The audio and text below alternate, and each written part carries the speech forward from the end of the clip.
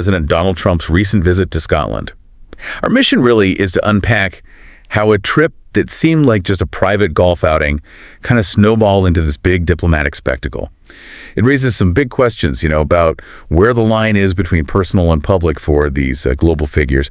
So how did what started as supposedly a quiet golf trip gets so complex so fast? That's right. The contrast was, immediate. Almost the second he stepped off the plane, he was making political comments. Made it pretty clear this wasn't just about hitting the links. Yeah, the arrival itself at Prestwick Airport was quite a scene. You had supporters there, even plane spotters, which is interesting because maybe you'd expect more protests right away. Yeah. Especially since he flew in on Air Force One. I mean, using that plane, which is usually for official travel, kind of sent a mixed signal from the get-go, even though the White House called it a private visit.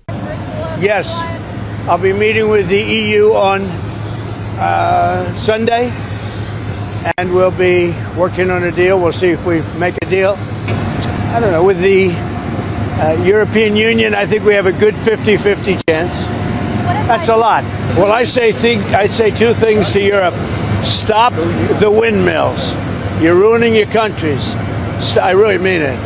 It's so sad. You fly over and you see these windmills all over the place, ruining your beautiful fields and valleys and killing your birds. And if they're stuck in the ocean, ruining your oceans. Stop the windmills. And there's a couple of things I could say, but on immigration, you better get your act together. You're not going to have Europe anymore. You got to get your act together. And we, as you know, last month we had nobody entering our country. Nobody. Shut it down. And we took out a lot of bad people that got there with Biden. Biden was a total stiff.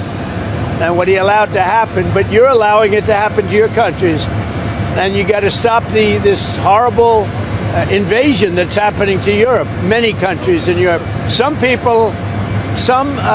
leaders have not let it happen. And they're not getting the proper credit they should. I could name them to you right now, but I'm not going to embarrass the other ones. But stop. This immigration is killing Europe.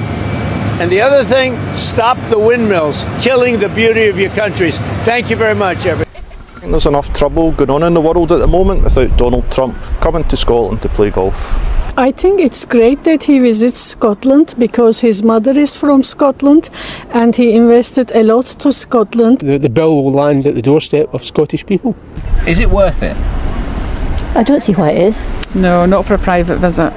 I don't know anybody in Scotland who's a fan of Trump. I don't know anybody in Ukraine who's a fan of Trump. I'm certainly absolutely sure that no one in Gaza is a fan of Trump. So we shouldn't be here either, and we should be absolutely clear that he's not welcome.